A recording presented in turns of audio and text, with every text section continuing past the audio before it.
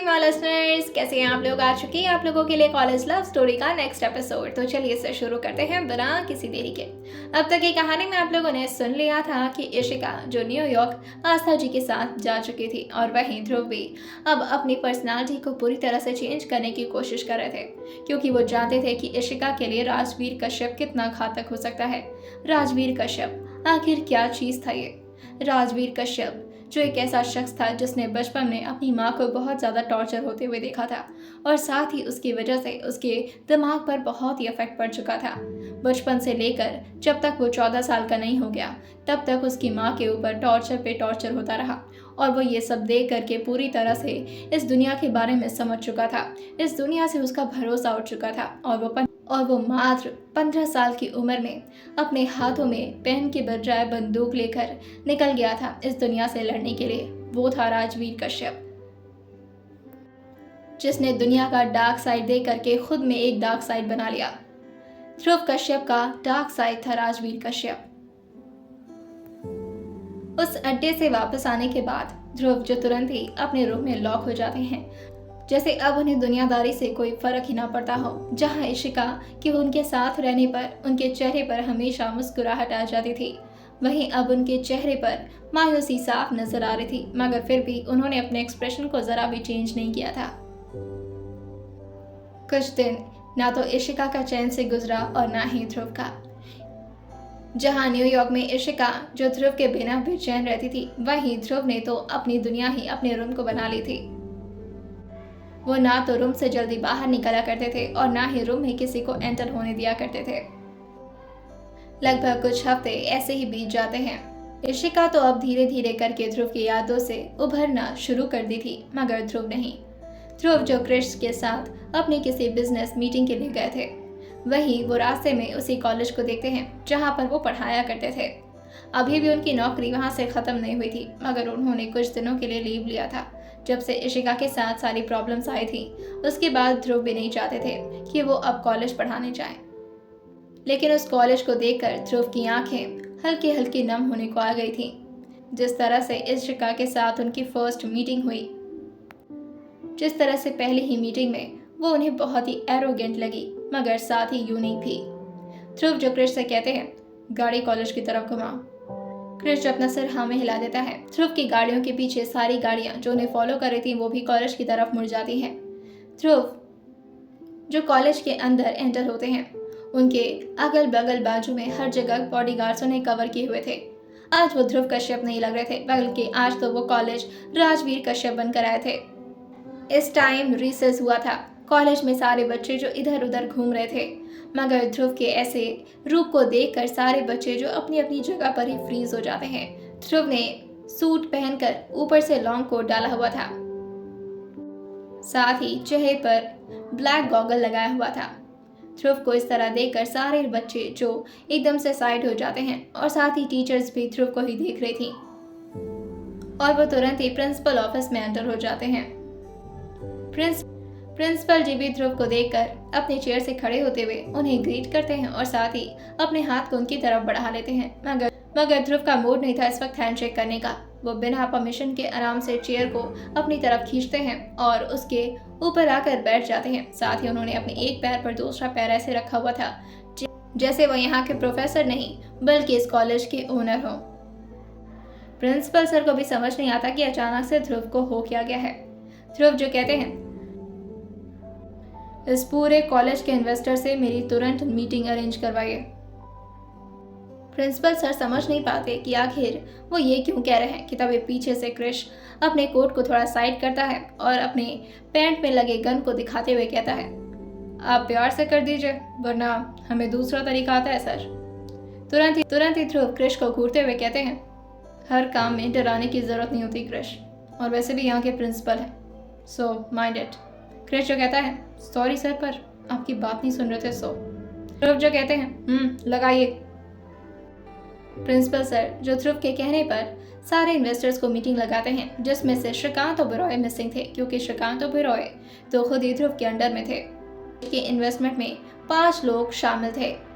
ऐसे तो 6 लोग थे, मगर विक्रम जी की सारी प्रॉपर्टीज को श्रीकांत ओबेरॉय ने अपने नाम करवा ली थी, जिसकी वजह से विक्रम जी की भी प्रॉपर्टी अब श्रीकांत ओबेरॉय के हाथ में थी। ध्रुव जो उन 4 इन्वेस्टर से वीडियो मीटिंग करते हैं और वो इस कॉलेज को ओन करना चाहते थे। इन्वेस्टर को समझ नहीं आता कि आखिर इतने एक्सपेंसिव कॉलेज को ध्रुव से क्यों खरीदना चाहते हैं।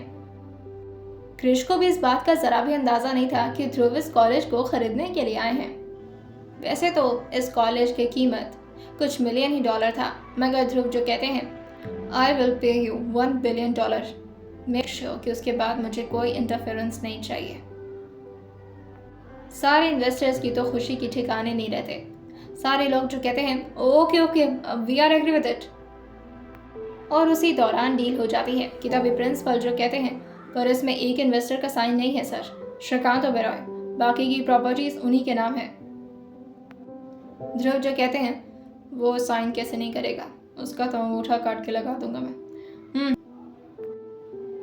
ध्रुव जो उस क्लास में पहुंचते हैं जहां सेकेंड ईयर के स्टूडेंट्स बैठा करते थे, यानी कि इशिका बैठा करती थी। वो जैसे ही क्लास में एंटर करते हैं वहां पर कोई और टीचर इस वक्त पढ़ा रहा था। ध्रुव के आते ही वो सारे बच्चे जो खड़े हो जाते हैं और सबके चेहरे पर स्माइल आ जाती है, क्योंकि ध्रुव पढ़ाया ही इतना अच्छा करते थे। सारे बच्चे उन्हें बहुत मिस कर रहे थे, मगर ध्रुव की नज़र तो उसी बेंच पर थी जहां पर इशिका फर्स्ट टाइम बैठे हुए उन्हें मिली थी। वो स्टेयर से चढ़ते हुए उस बेंच के पास आते हैं, वहां पर एक लड़की बैठी हुई थी। वो तुरंत ही ध्रुव को देखकर साइड हो जाती है। ध्रुव जो उस बेंच को अपने हाथ से टच करते हुए उनकी आंखों में नमी आ जाती है, जैसे वो अपनी इशिका को कितना मिस कर रहे हों और उसे जोर से गले लगाकर रोना चाहते हों, मगर वो इस वक्त ये सब नहीं कर सकते थे, क्योंकि वो यहाँ पर एक प्रोफेसर भी थे और साथ ही वो एक स्ट्रॉन्ग मर्द भी थे। उनका दिल अब और नहीं रहा जा रहा था इशिका के बिना। यह अब उन्हें समझ आ चुका था कि वो चाहे कितनी भी कोशिश कर लें, वो इशिका के बिना नहीं रह सकते। इस वक्त उन्होंने अपना पूरा ध्यान बिजनेस में लगा रखा था। वो पूरी कोशिश कर रहे थे कि वो इशिका को पूरी तरह से भूल जाए, मगर इशिका कोई भूलने वाली चीज़ थोड़ी ना थी। ऊपर से ध्रुव तो उसे इतना प्यार करते थे कि वो चाह कर भी उसे भूल नहीं सकते थे। ध्रुव को समझ आ जाता है कि वो चाहे खुद को कितना भी बिजी कर लें, मगर इशिका से उनकी आदत कभी भी ख़त्म नहीं होने वाली। वहीं दूसरी तरफ न्यूयॉर्क में इशिका भी आस्था जी के साथ डेली कंपनी को विजिट किया करती थी और उनके साथ वो ट्रेनिंग ले रही थी। इशिका को अब काफ़ी हद तक नॉलेज हो चुका था कि बिजनेस वगैरह में कैसे डीलिंग होती है, क्योंकि वो ध्रुव के साथ भी 4 साल रही थी और ध्रुव भी हमेशा बिजनेस डीलिंग के बारे में इशिका से शेयर किया करते थे। वो दिन भी अब आ ही जाता है जब इशिका फाइनली अपनी मॉम की कंपनी को संभालने के लिए तैयार हो गई थी।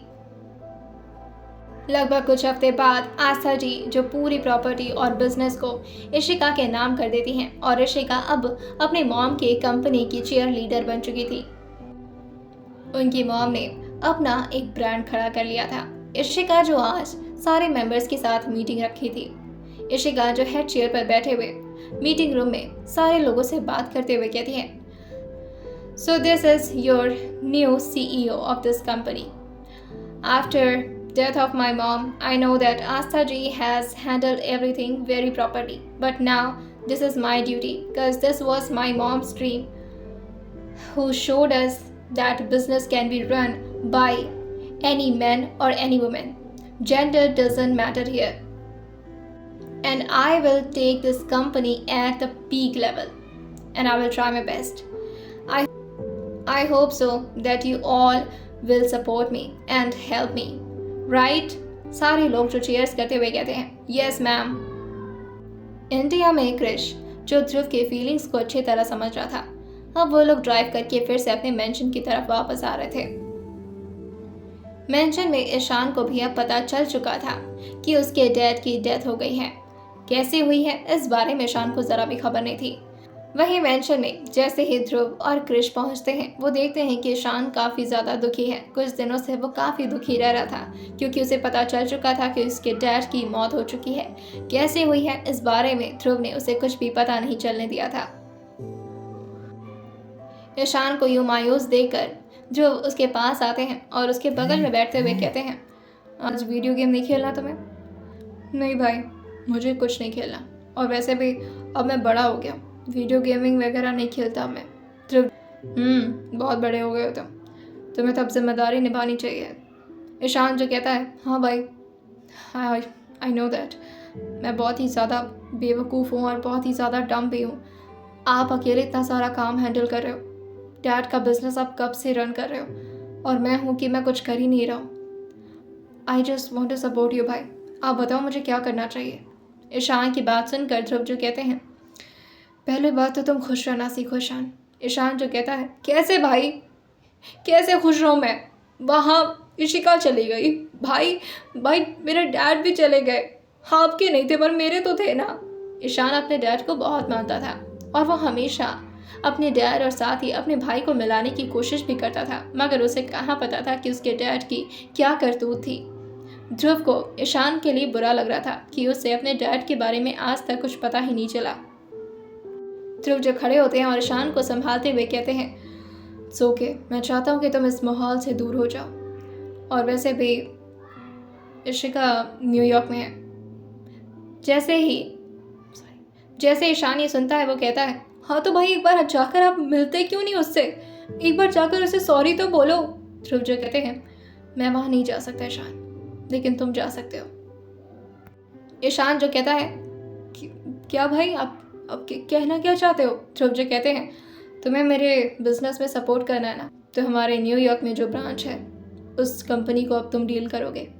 जैसे ईशान ये सुनता है वो कहता है, भाई मैं नहीं बन सकता आपकी तरह CEO, मुझे नहीं आता ये सब। ध्रुव जो कहते हैं, मैं इतने सारे कंपनीज को हैंडल करवा रहा हूँ, वो भी दूसरे CEO से, और एक तुम मेरे भाई होकर के तुम बिजनेस डील नहीं कर पाओगे, और वैसे भी तुम्हें ये सब करना सीखना होगा, आने वाले टाइम में तुम्हें कंपनी संभालना सीखना होगा ईशान जो कहता है, मुझे पता है आप मुझे क्यों भेजना चाह रहे हो न्यूयॉर्क, भाभी की वजह से ना।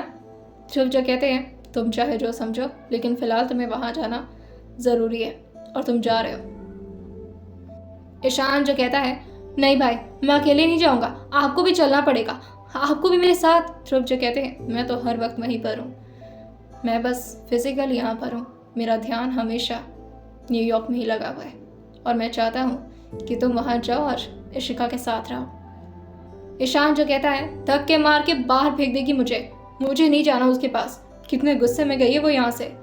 ध्रुव जो कहते हैं, वो मान जाएगी, तुम बस जाओ तो, और वो ज़बरदस्ती करके ईशान की फ़्लाइट बुक करवा देते हैं। अब ईशान भी न्यूयॉर्क पहुंच चुका था। पहले तो वो इशिका को विजिट नहीं करना चाहता, मगर फिर ध्रुव के बहुत बार कहने पर उसे मानना ही पड़ता है ध्रुव की बात, और ईशान जब सबसे पहले जाते ही इशिका से मिलना चाहता था। इशिका से मिलने के लिए अब उसे अपॉइंटमेंट लेनी पड़ती, और घर जाने के लिए उसे इशिका की परमिशन की ज़रूरत होती, वरना घर में उसे एंट्री नहीं मिलती। इशिका का बंगलो देखकर ईशान जो कहता है, वाओ नाइस, काफ़ी आगे बढ़ गई मेरी भाभी जी, भाई तो देखकर खुशी हो जाएंगे। अब उसे कहाँ ही पता था कि भाई तो हर वक्त इशिका को ही देख रहे हैं। आखिर वो रूम में रहकर किया क्या करते थे। उनके सामने लगी टीवी पर वो हमेशा इशिका की हर एक छोटी छोटी हरकतों को नोटिस किया करते थे। उसके रूम से लेकर के उसके हर जगह जगह पर कैमरास लगे हुए थे। साथ ही ध्रुव जो हर वक्त सिर्फ इशिका को ही देखा करते थे, जैसे इशिका को देखकर ही उनकी आने वाली सारी जिंदगी बीतने वाली थी। ताकि ऑफिस से लेकर वो कहाँ जाती है, किसके साथ रहती है, किसके साथ बातें करती है, किस मीटिंग के बारे में बातें करती है, हर एक चीज़ ध्रुव को डिटेल में पता थी। वो सिर्फ इशिका को फिजिकली खुद से दूर किए थे, मेंटली वो अभी भी इशिका के उतने ही करीब थे जितने के पहले थे। वहीं ईशान जैसे ही इशिका के घर के अंदर आता है, इशिका की पर्सनल असिस्टेंट जो सिक्योरिटी कैमरा से इशिका को उस बाहर खड़े शख्स का चेहरा दिखाते हुए कहती है, मैम क्या हम इनको एंट्री दे सकते हैं। इशिका जो उस तरफ देखती है और कहती है, कौन, ईशान। वो जैसे ही बाहर खड़े शख्स का चेहरा देखती है वो कहती है, खुद नहीं आ पाए आप, ईशान को भेज दिए। वाह, मतलब आपको सच में जरा भी फर्क नहीं पड़ता ना। दूसरी तरफ ध्रुव जो इशिका की बात सुनकर कहते हैं, मतलब तुम्हें फर्क पड़ता है कि मैं नहीं आया, अगर इतना ही फर्क पड़ता है तो एक बार बात क्यों नहीं कर लेती मुझसे। जैसे ही ईशान अंदर आया था, इशिका जो उसको देखकर एकदम से फाइल हटाकर खड़ी हो जाती है और फाइल अपने असिस्टेंट को थमाते हुए कहती है, you go from here. Ishika, जिसकी टोन अब पूरी तरह से नॉर्मल हो चुकी थी, या यूं कह लें कि उसके गले एकदम से भारी हो चुके थे। ईशान जो तुरंत ही अपने बैग को थोड़ा फेंकते हुए काउच पर आराम से आकर बैठ जाता है। इशिका जो उसको देखकर कहती है, ईशान, तुम अकेले आए हो? ईशान जैसे ही सुनता है वो तुरंत ही अपनी आंखें खोलकर पूरे थके हुए मूड से कहता है, अगर मेरे पास कोई 2-3 आदमी और होते तो मैं उन्हें पॉकेट में थोड़ी ना रखता। इशिका, पागलों जैसी बात क्यों करती हो? इशिका जो उसे देखकर कहती है, "हाँ, मैं पागलों जैसी बात नहीं कर रही हूँ।" और ये बोलकर वो भी काउच पर स्टाइल से बैठ जाती है। वहीं उसे कोई इस तरह परेशान होता हुआ देख रहा था और वो थे ध्रुव, जो उसे अपनी बड़ी सी टीवी में देख रहे थे। वो लगातार उसको मॉनिटर किया करते थे अपनी स्क्रीन पर। इशिका की इस बात को सुनकर ध्रुव के चेहरे पर स्माइल आ जाती है और साथ ही वो अपनी आंखों को छोटी करके इशिका से स्क्रीन पर ही कहते हैं, तो ये भी रूप है तुम्हारा? वैसे कभी नजर तो नहीं आया आज तक। अब तक तुम्हें मॉनिटर किया मगर कभी भी वो इशिका नहीं मिली मुझे पुरानी वाली। आज इतनी इमोशनल हो गई तुम मेरे लिए। कहाँ कहाँ छुपा कर रखा था अपना ये इमोशनल रूप?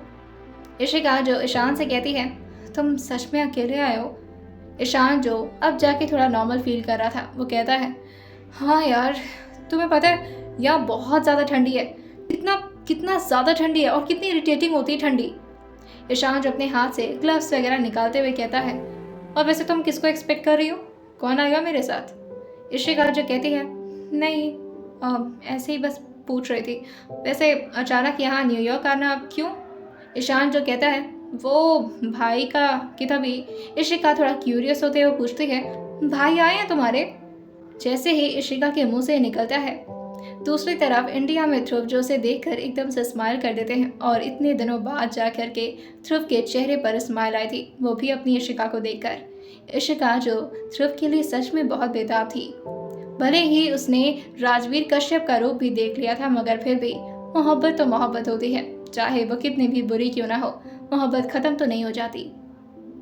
ध्रुव जो इशिका को स्क्रीन पर देखते हुए ही कहते हैं, कभी कभी ज़्यादा करीब आने के लिए थोड़ी बहुत दूरियां बर्दाश्त करनी पड़ती हैं और मैं नहीं चाहता कि किसी भी वजह से तुम्हें इस हालत में स्ट्रेस हो। तुम्हें इस वक्त स्ट्रेस नहीं लेना है, तुम्हें एक हेल्दी लाइफ जीनी है और अगर मुझसे दूर रहकर ही तुम हेल्दी फील कर रही हो तो I am okay with it. जैसे इशिका ने यह बोला था, ईशान के चेहरे पर एक टीजिंग भरी स्माइल आ जाती है और वो अपनी आंखों को मटकाते हुए कहता है, क्या कहा तुमने?